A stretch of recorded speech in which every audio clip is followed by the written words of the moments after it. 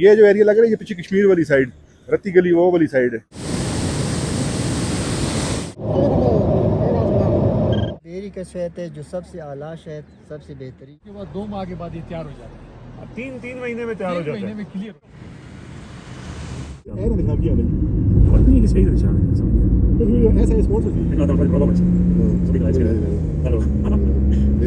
अस्सलामुअलैकुम जी, वादी कुन्हार की आपने बड़ी खूबसूरती की वीडियोस देखी होंगी, लेकिन आज मैंने कहा ज़रा अपने एंगल से आपको इस वादी की खूबसूरती दिखाते हैं। तो ये सफ़र हमने शुरू किया है दरियाए कुन्हार के बिल्कुल साथ साथ चलते हुए नारान और उससे ऊपर तक जाएंगे।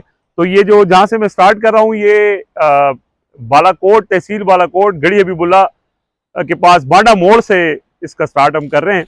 और आप देखें कि वैसे ही मानसून बारिशों की वजह से मौसम बहुत ज़बरदस्त हुआ है, लेकिन इससे ऊपर और ज़्यादा खूबसूरती है।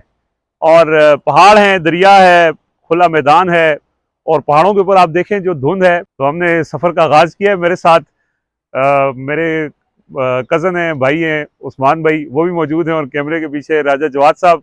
राजा जवाद साहब जो है वो ख़ुद बड़े माउंटेनियर हैं, और कोई ऐसा इलाका, कोई ऐसी पहाड़ी इन्होंने नहीं छोड़ी हुई। तो इन्होंने कहा कि यार हमें भी ज़रा थोड़ा बताएं ऐसे इलाके के जो ब्यूटी इससे पहले नहीं एक्सप्लोर हो सकी है। ऐसा ज़रा थोड़ा सा बताएं ना अपने एक्सपीरियंस के बारे में। हाइकिंग के जो लोग शौकीन हैं या जो ऑफ रोडिंग के शौकीन हैं उनके लिए बहुत बहुत अपॉर्चुनिटी है हमारे इलाके के अंदर।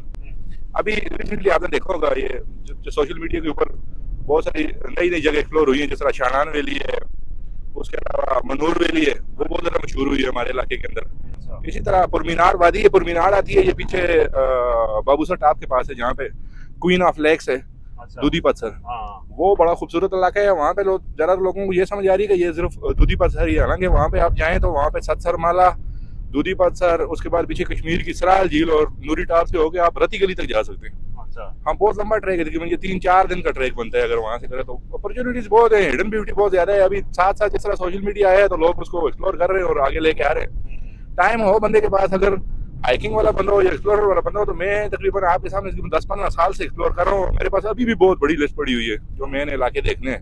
बड़े मेडोज हैं, बहुत कुछ है। कागान वैली के अंदर बहुत कुछ है जो अभी तक लोगों से छुपा हुआ है। पहला स्टॉप हमारा है बालाकोट, और बालाकोट तहसील है, तहसील हेडक्वार्टर है, बड़ा एक तारीखी शहर है। बालाकोट के हवाले से 2 तारीख में वाक़यात हैं। एक तो यहाँ पे बड़ी लड़ाई हुई थी, सैयद अहमद शहीद और शाह इस्माइल शहीद का यहाँ पे मज़ार है। और फिर 2005 में जो ज़लज़ला आया था, उस ज़लज़ले में ये पूरा शहर तबाह हो गया था, और यहाँ पे हज़ारों की तादाद में लोग शहीद हुए थे। और मैं भी अनफॉर्चुनेटली उस वक्त बालाकोट में ही था जब ये ज़लज़ला आया था 8 अक्टूबर 2005 को। तो उसके बाद अब दोबारा ज़ाहिर है 20 साल गुजर गए हैं, शहर बस चुका है, और पूरी वादी कागान तहसील बालाकोट के ही सारा वो एरिया है। तो ये पहला स्टॉप है, और इस शहर के हवाले से बड़ा तारीखी शहर है। वैसे तो इस पर पूरी अलग से वीडियो हो सकती है, लेकिन चूँकि हम यहाँ पे पहला हमने स्टॉप किया था, तो यहाँ से आगे हमारा सफ़र शुरू होगा पूरी वैली का।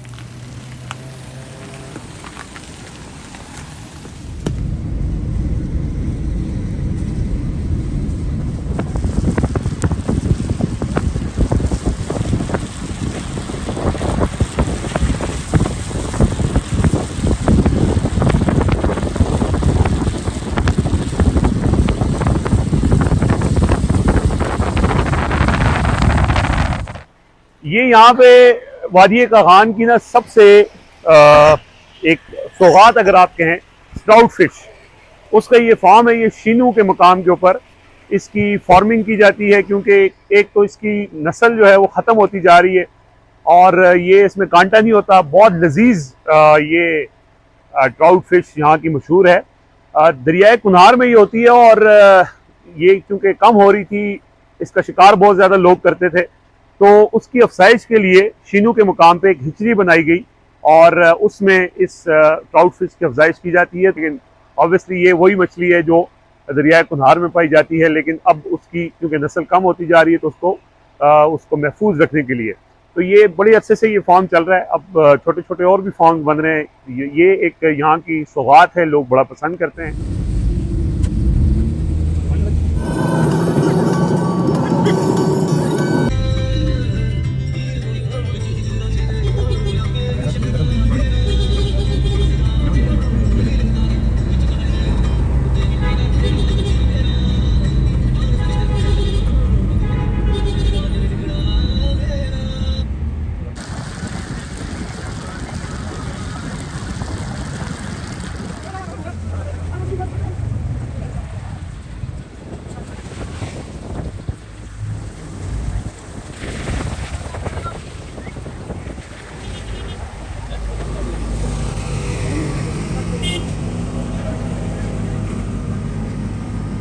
फूड के हवाले से अगर बात करें तो यहाँ पे ना कोई ज़्यादा वैरायटी नहीं है। मकामी लोग यहाँ पे साग या मकई की रोटी इस तरह की चीज़, तो वो बहुत ज़्यादा लोग मतलब वो आप जब वैरायटी ना हो तो फिर यही होता है कि बाकी जो खाते, अब ये आप देखें पंजाब फूड्स, नारान के अंदर पंजाब फूड्स का मतलब ये है कि यहाँ की अपनी कोई खाने के हवाले से कोई ज़्यादा वैरायटी नहीं होती। सो इसलिए फिर बाकी जो चीज़ें बारबेक्यू हो, उसके अंदर यही जो हमारी कढ़ाइयाँ हैं, पाकिस्तानी हो, पंजाब के लोग हों, पाकिस्तानी हो, जब तक कढ़ाई ना खाएं उनका जो है वो खाना ही पूरा नहीं होता, ये रोटी सालन वाला काम ना हो। सो इसलिए यहाँ पे बहुत ज़्यादा रेस्टोरेंट हैं, पूरे पाकिस्तान से लोग आते हैं यहाँ पे बिज़नेस करते हैं। ये एक बहुत बड़ी बिज़नेस अपॉर्चुनिटी है, यहाँ पे लोगों को रोज़गार मिलता है। अब ये पंजाब फूड्स यहाँ पे मैं खड़ा हूँ, यहाँ पे कोई 70 से 80 लोग काम करते हैं और वो पूरे पाकिस्तान से आते हैं, कुक हैं वो पंजाब से आते हैं, बाकी स्टाफ भी आता है। तो एक लोगों के लिए एक अपॉर्चुनिटी भी है, जॉब अपॉर्चुनिटीज़ होती हैं। और ये मसला ये है कि यहाँ पे सीज़न के अंदर काम होता है, मुख्तसर सीज़न होता है, फिर बहुत से मसाइल हैं यहाँ पे, मतलब वो फैसिलिटीज़ जो हुकूमत को प्रोवाइड करनी चाहिए वो नहीं होती हैं, रोड्स इंफ्रास्ट्रक्चर उस तरह से नहीं है। लेकिन उसके बावजूद भी यहाँ पे ज़ाहिर है बिज़नेस का एक बहुत बड़ी यहाँ पे सर्कुलेशन होती है। लाखों लोग जब ये सीज़न होता है तो उसमें लाखों लोगों के, ये 15 से 20 लाख लोग आते हैं यहाँ पे, और ज़ाहिर है वो पैसे खर्च करते हैं, एक नई इकॉनमी भी जनरेट होती है, लोगों को रोज़गार भी मिलता है। लेकिन अगर ये सारा साल चलता रहे तो ज़्यादा अच्छा है।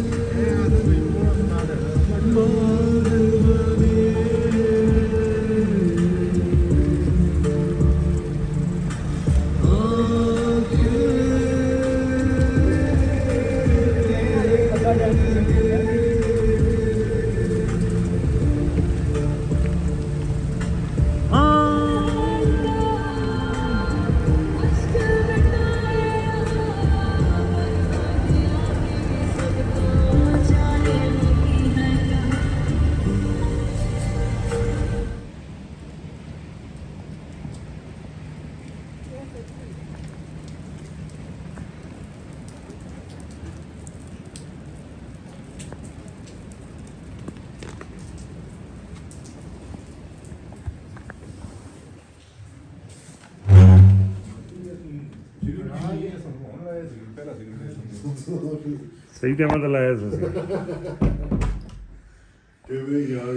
कैमरे की आग से सब कैप्चर कर रहा है। कैमरे की माँ की आग।